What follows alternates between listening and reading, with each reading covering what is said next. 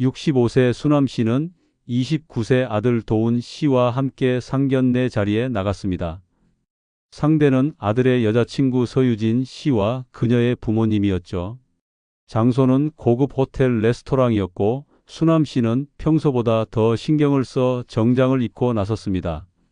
하지만 상견례 시작 10분 전에 도착한 유진 씨의 부모님을 보고 수남 씨는 눈을 의심했습니다. 저기요, 혹시 서유진 씨 부모님이신가요? 수남 씨는 조심스럽게 물었습니다. 유진 씨의 아버지는 화려한 골프웨어를 입고 있었고 어머니는 눈에 띄게 캐주얼한 옷차림이었습니다. 수남 씨는 도훈에게 작은 목소리로 물었지만 도훈은 이미 얼굴이 빨개져 있었습니다. 엄마, 이거 진짜 우리 미래 사돈 맞아? 도훈의 불편함은 상견례 내내 계속되었습니다. 유진 씨 아버지는 대화 도중에도 갑자기 자신의 골프 실력을 자랑하며 도훈 씨, 골프는 배워봤어요? 요즘은 골프 잘 치는 게 사회생활 기본이라던데라고 가볍게 물었습니다. 유진 씨 어머니도 우리 유진이가 도훈 씨한테 너무 잘 맞춰주는 것 같아요. 잘 좀 하셔야 해요. 라는 말을 덧붙였죠. 도훈은 점점 얼굴이 굳어갔고 식사 중에도 거의 말을 섞지 않았습니다. 식사가 끝난 후 도훈은 어머니를 붙잡고 자리에서 곧바로 나가자고 했습니다. 엄마, 나 결혼 못하겠어. 수남 씨는 당황했지만 차분하게 물었습니다. 왜 그러니? 처음 보는 분들인데 조금 더 지켜보자. 하지만 도훈은 확신에 찬 목소리로 말했습니다. 엄마, 아까 그 사람들 대화 들었어? 나를 사위로 생각하는 게 아니라 유진이 인생의 부속품 정도로 여기는 것 같아. 유진이 아빠가 우리 사위도 골프는 배워야 회사에서 인정받는다면서. 내가 유진이 덕에 올라설 거라고 하더라고. 수남 씨도 그제야 아들의 말에 고개를 끄덕였습니다. 나도 좀 마음이 불편하긴 했어. 우리 도훈이 무시당하는 느낌 들더라. 도훈 씨, 혹시 골프는 좀 치십니까? 도훈은 어리둥절한 표정으로 고개를 저었습니다. 요즘 회사에서는 골프 못 치면 사람 대우 못 받는다던데 배우시는 게 어떨까 싶네요. 그 말에 그의 어머니 수남 씨가 눈치를 살폈습니다. 도훈이가 워낙 바빠서 그럴 여유가 없었나 봐요. 하지만 그 말에도 유진 씨 아버지는 태연하게 말을 이어갔습니다. 골프 배워두면 다 자기 자산입니다. 유진이가 도훈 씨를 많이 도와줄 테니 큰 걱정은 없겠어요. 우리 딸이 원래 똑부러지는 편이니까요.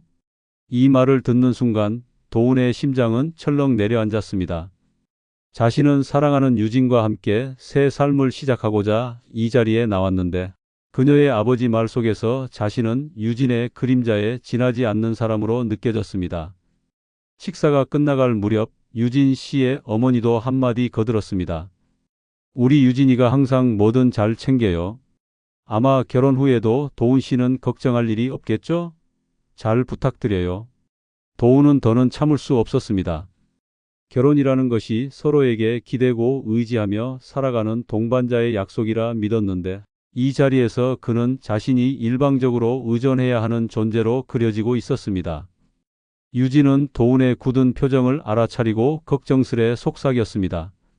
오빠, 아빠는 원래 표현이 좀 그런 거야. 너무 마음 쓰지 마. 하지만 그 말도 이미 차오른 도훈의 불편한 감정을 잠재울 순 없었습니다.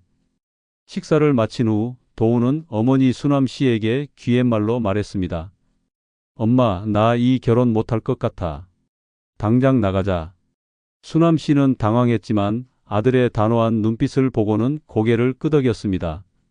그래, 나가자. 이건 예비 사돈이고 뭐고 기본적인 예의가 없어. 도훈은 자리에서 일어나 유진 씨에게 짧게 말했습니다. 유진아, 미안하지만 나 결혼 못하겠어. 나중에 연락할게.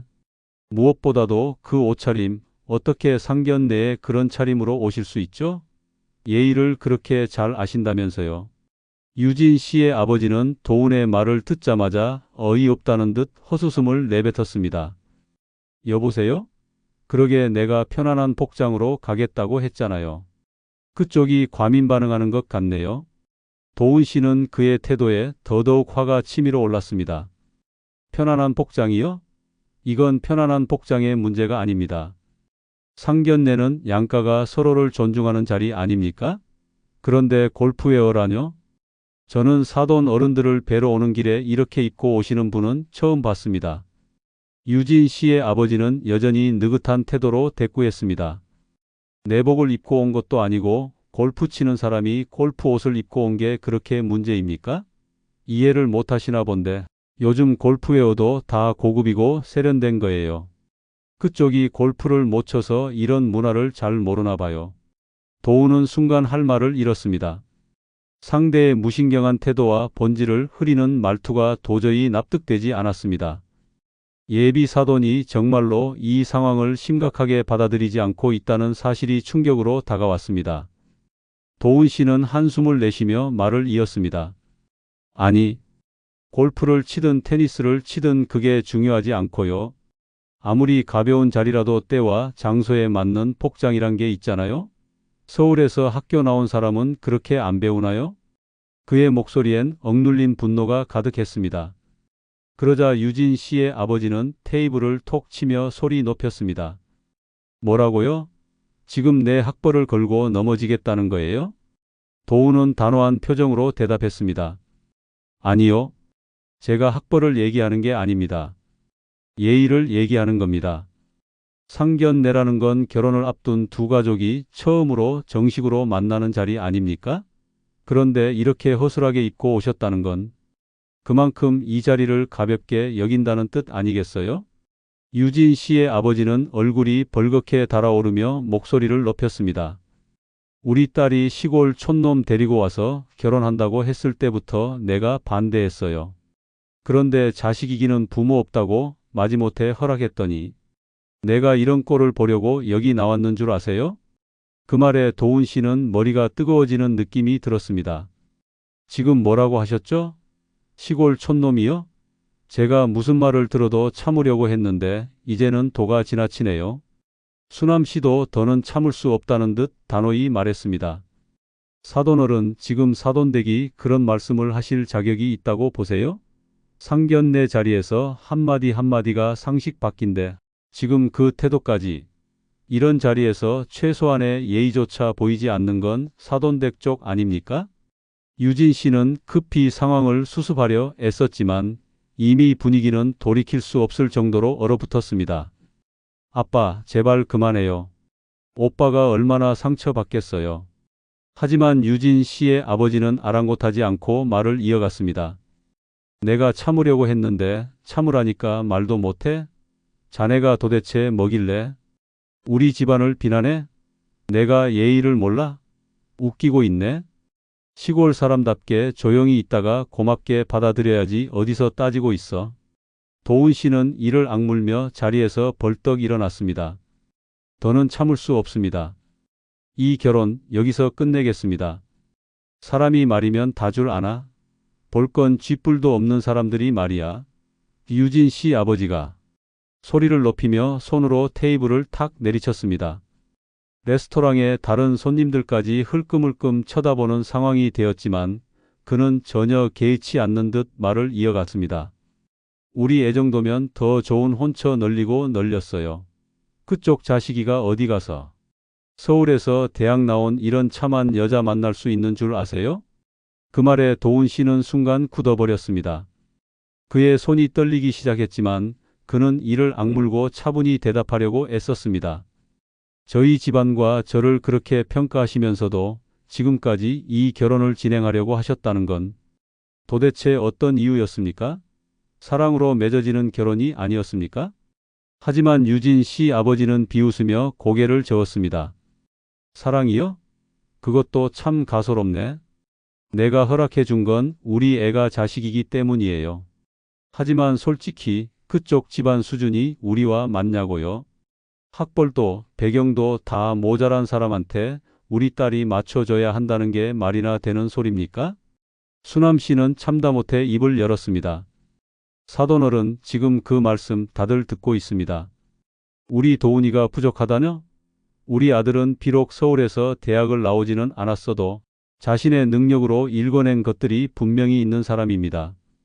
그렇게 남을 무시하면서 대체 누구와 평생을 가족으로 맺고 살겠다는 겁니까? 하지만 유진 씨 아버지는 물러서지 않았습니다. 그러니까 그 수준으로는 우리 애한테는 부족하다는 거죠. 도대체 뭐가 잘못된 얘기랍니까? 그냥 인정하세요. 이 결혼은 우리가 손해보는 거라고. 유진 씨는 이 상황을 보며 울먹이며 나섰습니다. 아빠, 제발 그만해. 이게 무슨 말도 안 되는 소리야. 오빠랑 결혼하고 싶은 건 내 선택이야. 그러나 유진 씨의 어머니까지 나서며 거들었습니다. 유진아, 내 아빠 말이 틀린 게 아니야. 너도 조금은 현실적으로 생각해야지. 유진 씨의 어머니는 도훈 씨와 그의 어머니가 자리를 뜨려는 기미를 보이자 그 순간까지도 물러서지 않고 쏘아 붙였습니다.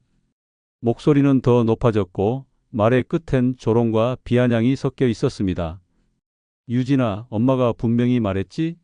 없는 집안에 시집 가면 너만 고생이라고. 그런 집구석 들어가서 뭐가 남겠니? 사람은 끼리끼리 만나야 한다는 말이 괜히 있는 게 아니야. 유진 씨는 얼굴이 빨개지며 울먹였지만 어머니의 말은 멈추지 않았습니다. 도훈 씨네 집은 골프도 못 치고 예의도 없고 제대로 된 문화가 있는 것도 아니잖아. 콩가루 같은 집구석에서 널 어떻게 받아들이겠니? 엄마가 그래서 처음부터 반대했던 거야. 도훈 씨는 이를 악물며 손을 꽉 쥐었습니다. 어머니인 수남 씨 역시 말문이 막힌 듯 했지만 끝내 참지 못하고 응수했습니다. 형 씨, 지금 우리를 도발해서 도대체 뭘 얻으려고 하시는 겁니까? 골프를 못 친다고요? 우리 가족은 서로 돕고 존중하며 살아가는 집안입니다. 예의를 운운하시는데 이 자리에서 누가 더 예의 없는 말을 했는지는 자명하지 않습니까? 유진 씨 어머니는 여전히 비웃는 표정을 지으며 대꾸했습니다. 그래요? 그럼 이 자리에서 대체 누가 더 품위 없는 모습을 보였는지도 자명하겠네요. 우리 유진이가 그런 환경에 발을 들이겠다고 하는 게 얼마나 가슴 아픈 일인지 당신은 알기나 하세요? 도훈 씨는 더 이상 견딜 수 없었습니다. 그는 깊은 숨을 들이마시고 단호히 말했습니다. 유진 씨 어머니, 제가 부족한 점이 많아서 이렇게까지 비난받는 걸 알겠지만 제 어머니까지 이런 식으로 폄하하는 건 도저히 용납할 수 없습니다. 오늘로써 이 결혼은 없던 일로 하겠습니다. 유진 씨는 눈물을 흘리며 오빠, 제발. 그냥 우리끼리 결혼하자. 이건 우리 문제가 아니라 부모님 문제잖아. 라고 외쳤지만 도훈 씨는 고개를 저으며 대답했습니다. 유진아, 결혼은 우리 둘만의 문제가 아니야. 부모님도 포함된 가족 대 가족의 문제야.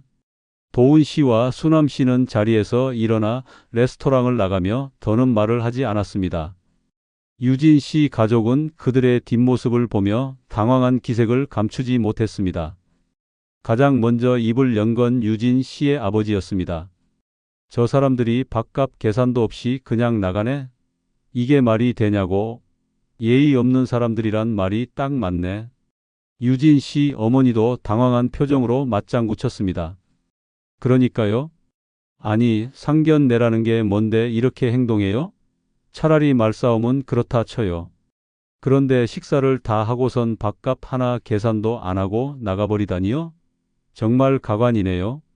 유진 씨는 아버지의 말에 머뭇거리며 조심스럽게 말을 꺼냈습니다. 아빠, 오빠랑 이모님이 많이 화가 나신 것 같아서 그랬던 거 아닐까요? 그러나 유진 씨 아버지는 단호한 목소리로 잘라 말했습니다. 화가 났다 해도 기본은 지켜야지. 이게 무슨 행동이야? 계산도 안 하고 나가는 게 어디 있어? 내가 그래서 처음부터 반대했던 거야. 예의도 없고 수준도 맞지 않는 집안이라니까. 유진 씨 어머니도 한숨을 쉬며 말을 보탰습니다. 우리 입장에선 이런 일이 생길 줄 몰랐잖아. 그래도 결혼 얘기를 하러 나온 자리에서 최소한의 책임은 져야 하는 거 아니에요? 우리가 괜히 무시했다고 생각하겠지만 솔직히 이런 행동을 보면 우리가 틀린 말 한 것도 아니지 않아요? 도훈 씨와 유진 씨는 상견례 이후로도 연락을 주고받으며 서로의 감정을 확인하려 했지만 상황은 점점 악화되었습니다. 상견례 자리에서 있었던 일로 도훈 씨와 그의 어머니는 큰 상처를 받았고 유진 씨는 그런 도훈의 태도가 억울하다며 갈등을 이어갔습니다. 오빠, 그날 내가 부모님 때문에 미안하다고 몇 번을 말했어. 그런데도 내가 이렇게 냉정하게 나오는 이유가 뭐야? 유진 씨는 울먹이며 도훈에게 물었습니다. 도훈은 답답한 표정으로 대답했습니다. 유진아, 그게 단순히 부모님 문제라면 내가 이렇게까지 안 해. 내 부모님은 우리 가족을 무시했고 그걸 당연하게 여겼어. 그런데 넌 그 상황에서 끝까지 날 이해하려고 하지 않았잖아.